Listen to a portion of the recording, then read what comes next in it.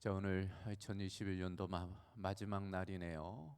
이제 2021년이 저물고 있습니다. 저녁에는 송구영신 예배가 있어요. 저녁 11시죠. 또 송구영신 예배 사모하시고 현장이나 또 가정에서 온라인으로 함께 동참하시기를 바랍니다. 새 기도 제목 아직 쓰지 않으셨으면 오늘 하루 동안 또 마음을 모아서 정성껏 기도의 제목 쓰시기를 바라고, 저녁에 새해 감사함과 더불어 기도 제목도 봉헌하시기를 바랍니다. 하나님께 또 소망을 두고 기도할 때 하나님께서 그 기도들 들어응답해 주실 줄로 믿습니다. 더불어서 또 새해 나에게 주시는 말씀, 하나님의 말씀 카드를 또 뽑게 됩니다. 또 사모하는 마음으로 말씀도 받을 수 있기를 바랍니다. 오늘 송구영신 예배가 있기 때문에 내일은 새벽 예배가 또 개인 묵상으로 대체가 됩니다. 내일은 새벽 예배가 없다는 것 또 참고하시기를 바랍니다. 자, 어제부터 우리가 누가복음 함께 살펴보고 있고 오늘은 26절로부터 56절까지 함께 살펴보았어요. 서두에서 말씀드린 것처럼 크게 세 부분으로 나누어 볼 수 있습니다. 첫 번째가 천사가 마리아에게 수태고지하는 내용 38절까지 나와져 있어요. 26절 보니까 여섯째 달에라고 되어져 있습니다. 여섯째 달이라는 것이 세례 요한이 잉태된 지 여섯째 달 되는 그때를 의미하는 거죠. 그러니까 예수님과 세례 요한의 나이 차가 한 5개월 정도가 되는 거예요. 천사 가브리엘이 이제는 마리아에게 찾아가는 것입니다. 그러니까 천사장이 있는데 성경에 나오는 것은 이제 가브리엘과 미가엘 천사장입니다. 가브리엘은 메신저, 하나님의 메신저 역할을 하는 거죠. 보면 갈릴리 나사렛이란 동네에 갔다라고 되어져 있습니다. 아주 작은 촌락이에요. 지금도 인구가 그렇게 많지가 않습니다. 당시에도 500명 이하의 작은 마을로 알려져 있습니다. 지금 성지순례 가보면 수태고지 교회가 있어요. 그래서 천사 가브리엘이 마리아에게 수태고지를 했던 것을 기념해서 수태고지 기념교회가 있습니다. 그 교회를 가보면 각 나라 말로 주기도문이 벽면에 이렇게 붙어 있는 것을 볼 수 있어요. 우리도 기회가 되면 또 성지순례를 통해서 보게 될 것입니다. 그러면서 27절을 보면 이런 단어가 강조되어져 있죠.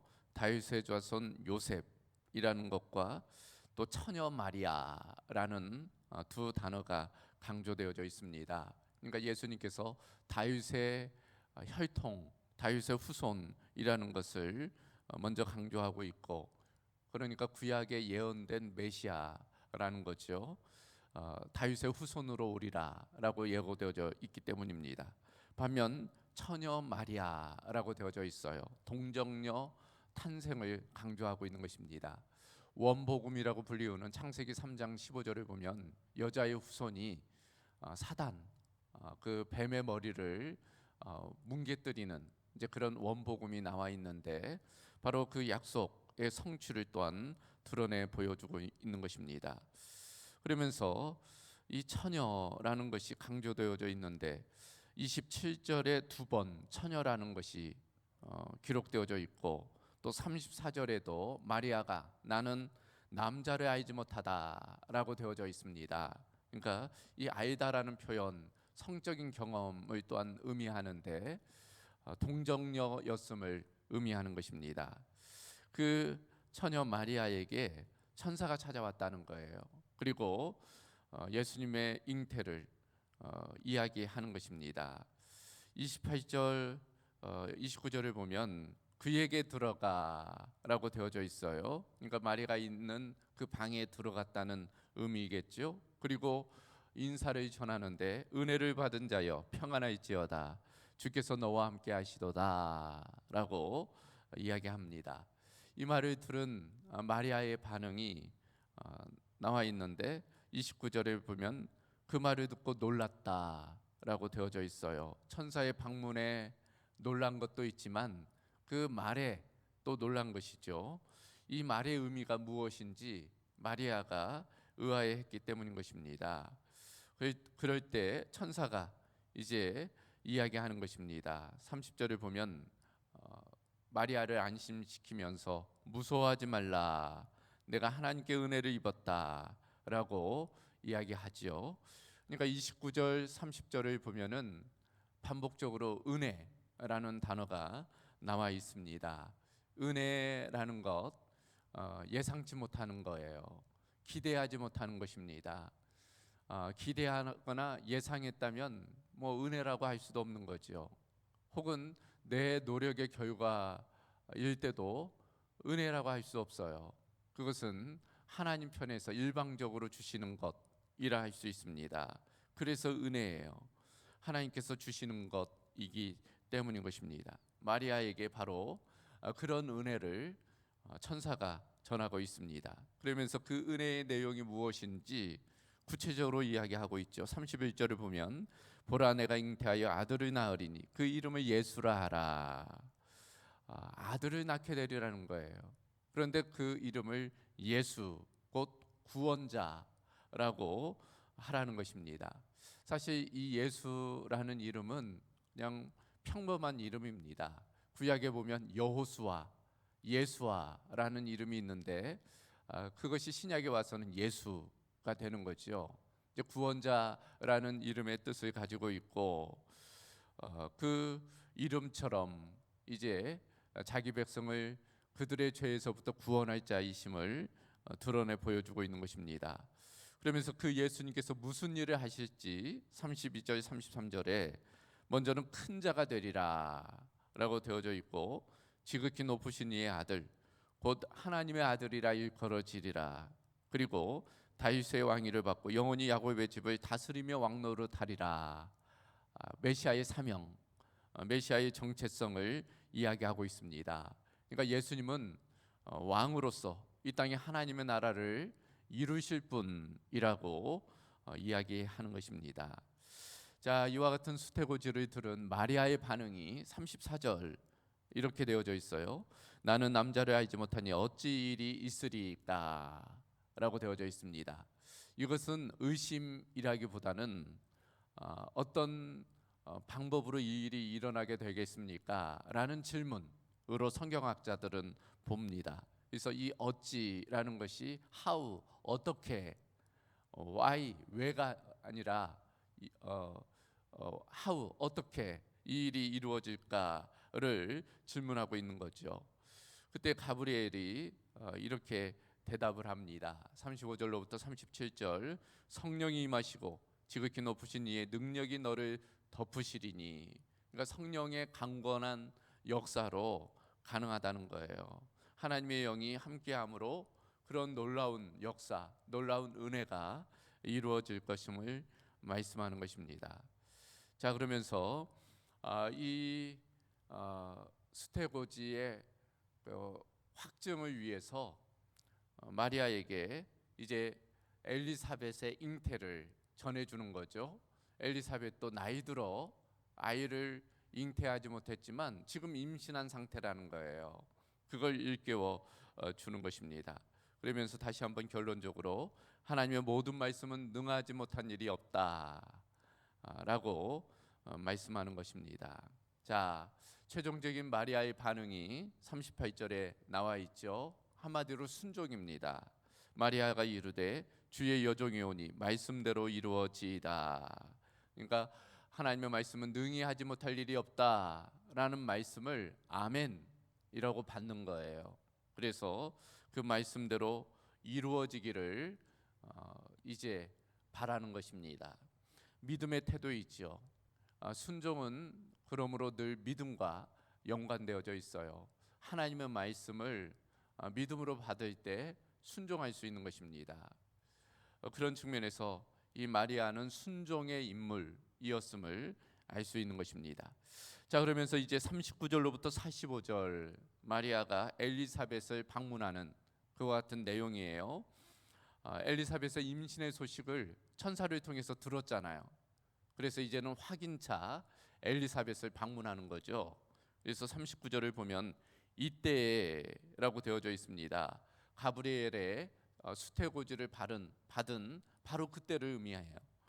그래서 그 말을 듣자마자 마리아가 일어나 빨리 산골로 갔다라고 되어져 있습니다. 마리아의 믿음의 태도예요. 순종의 태도입니다. 그러니까 뒤로 미루거나 그런 것이 아니라 일어나 빨리 했다는 거예요. 그러니까 뒤로 미루다 보면은 때를 놓치잖아요. 그렇죠? 그래서 하나님의 말씀을 받을 때는 바로 순종하는 것이 필요합니다. 인간인지라 시간이 지나면 자꾸 약해져요. 그렇게 됩니다. 그래서 받은 대로 바로 순종한다는 것 중요한 거죠. 마리아도 마찬가지였습니다. 천사의 말을 듣고 바로 일어나서 빨리 확인차 엘리사벳을 방문하는 거예요. 사가랴의 집에 들어가게 되는 거죠. 엘리사벳을 만나는 것입니다. 참 이 광경이 참으로 놀라웠으리라 생각을 해보게 돼요. 서로가 서로를 보면서 놀라워했을 거예요. 불가능한 일이 일어났기 때문입니다. 엘리사벳도 나이가 들어서 이제는 아이를 잉태하지 못하는 상황이었는데 지금 임신하게 되었고, 마리아는 처녀이잖아요. 이제 처녀인데 성령으로 아이를 잉태하게 된 거잖아요. 그러니까 서로가 놀라는 것입니다. 뿐만 아니라 지금 서로가 그 사실을 모르는 거예요. 엘리사벳도 마리아가 임신한 사실을 모르는 것입니다. 그런데 복중의 태아가 알아보는 거예요. 성령께서 일깨워 주시는 거죠. 그래서 복중의 아기가 세례 요한이겠죠. 마리아가 오는 것을 보고 그 아기가 뛰어노는 거예요. 기뻐 뛰노는 것입니다. 이 세례 요한이 그러니까 복중에서 이미 성령 충만했음을 보여주는 거예요. 그래서 그런 이야기를 합니다. 태교 중에 최고의 태교는 성령 태교라고. 그러니까 그 어머니가, 그 아버지가 복중에 있는 아이를 위해서 기도하고 또 말씀을 들려준다는 것. 그러니까 복중에 있을 때부터 하나의 생명체잖아요. 그러니까 태아를 위해서 기도한다는 거 중요합니다. 그러니까 어머니 뱃속에서부터 이미 성령 충만한 이 세례 요한의 모습을 보면 그 어머니의 믿음이 그 복중의 태아에게 영향을 미친다는 것 또한 우리가 알 수 있는 거죠. 그러면서 그 엘리사벳이 마리아를 향해서 선포하는 거예요. 여자 중에 내가 복이 있으며 내 태중에 아이도 복이 있도다. 주께서 하신 말씀이 반드시 이루어지리라고 믿은 그 여자에게 복이 있도다. 그러니까 마리아와 그 복중의 태아를 향해서 예언을, 축복을 선포하는 것입니다. 자, 이런 엘리사벳의 그 반응에 이번에는 마리아가 놀랐을 것입니다. 마리아가 임신한 것은 아무도 몰라요. 그렇잖아요. 천사만이 마리아에게 그 사실을 알려준 상태이거든요. 아직 엘리사벳에게 이런 방구하지 않았습니다. 그런데 그 사실을 엘리사벳이 알고 있으니까 이번에는 마리아가 놀라게 되는 거예요. 이것이 성령께서 하시는 일이구나라는 것을 깨닫게 되는 것입니다. 자, 그런 엘리사벳의 축복을 듣고 예언을 듣고 이제 46절로부터 56절 마리아의 찬가가 나오지요. 소위 매그니피캇입니다. 하나님을 찬양하는 거예요. 그 내용을 보면은 구약의 한나의 찬양과 비슷합니다. 사무엘의 어머니 한나의 경우를 아시죠? 한나도 아이를 잉태하지 못했어요. 그런데 하나님의 은혜로 아이를 잉태합니다. 사무엘을 잉태하죠. 그때 한나가 하나님을 찬양한 내용이 구약에 나와 있는데 그 내용과 마리아의 찬가가 비슷합니다. 먼저 하나님을 찬양해요. 46절로 47절입니다. 내 영혼이 주를 찬양하며 내 마음이 하나님 내 구주를 기뻐합니다 하면서 하나님을 찬양합니다. 그러면서 그 찬양의 이유를 밝히는 거죠. 48절을 보면 비천한 여종을 돌보셨기 때문이라는 거예요. 그리고 이제부로는 만세에 나를 복이 있다 일컬을 것이기 때문이라는 것입니다. 찬양의 이유입니다. 그러면서 이제 그 예수님께서 하실 일, 그 메시아가 하실 일을 이야기합니다. 마음이 교만한 자, 권세 있는 자, 부자들, 그들은 흩으시고 내리치시고 빈손으로 보내시며 반면 비천한 자, 억압받는 자, 짓밟힌 자들을 붙잡아 주시리라. 하나님의 공평, 공의, 여호와 샬롬을 이루실 분, 그분이 바로 예수님이심을 이야기하는 것입니다. 그와 같이 하나님을 찬양하고 이제 마리아가 석 달쯤 엘리사벳과 머물다가 이제 집으로 돌아갔다라는 것이 오늘 본문의 내용입니다. 자, 이와 같이 오늘 세 부분의 내용 우리가 간단하게 살펴보았지요. 엘리사벳과 마리아가 등장합니다. 두 사람의 공통점은 예상치 못한 상황 가운데 하나님의 은혜를 받았다는 거예요. 전혀 기대하지 못한 은혜를 받았다는 것입니다. 그래요. 엘리사벳, 마리아에게 있어서 그런 하나님의 은혜가 있었듯이 우리도 마찬가지입니다. 우리도 전혀 예상치 못한 때에 하나님께서 전혀 예상치 못한 방법으로 우리에게 은혜를 주세요.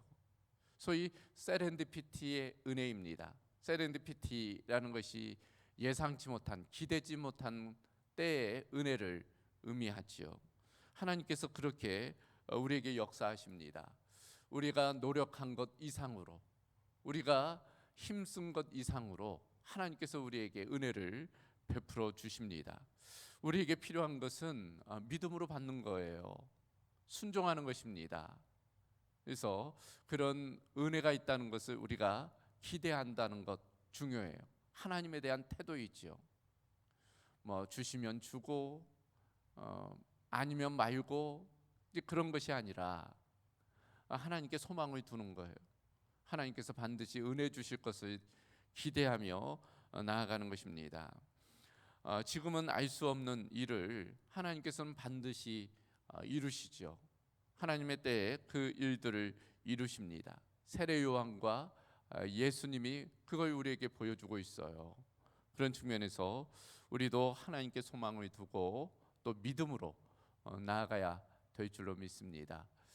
자, 오늘 이제 2021년도가 저물고 있어요. 올 한 해가 어땠는지 모르겠습니다. 뭐 힘들게 보내신 분도 있고 또 기대 이상의 또 은혜로 보내신 분도 있을 것입니다. 그러나 그 모든 것이 하나님의 은혜라는 것 우리가 인정하고 또 내년에도 하나님께서 그렇게 함께 하실 줄 믿고 또 소망 가운데 바라봐야 될 줄로 믿습니다. 오늘 하루 또 주님과 동행하며 또 성구영신 예배 통해서 주실 은혜를 기대하며 하루를 보낼 수 있기를 바랍니다. 그런 은혜가 우리 가운데 있기를 주님의 이름으로 소망합니다. 하나님 감사합니다. 오늘 말씀 또 마리아에게 천사가 수태고자 하는 내용 또 엘리사벳을 방문하여 하나님께서 이루신 일을 함께 기뻐하며 찬양하는 내용을 보게 하심을 감사합니다.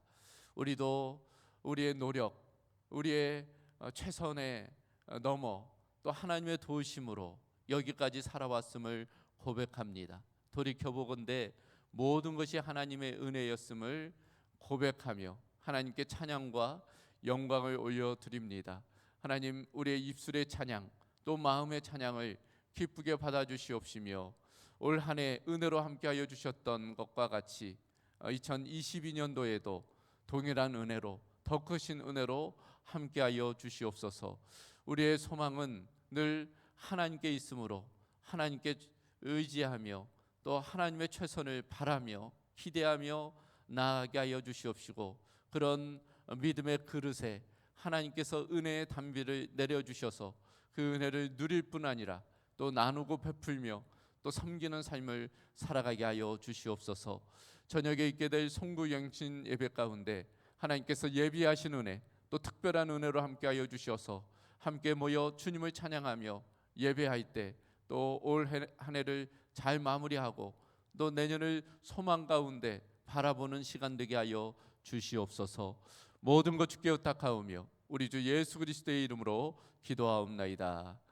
아멘.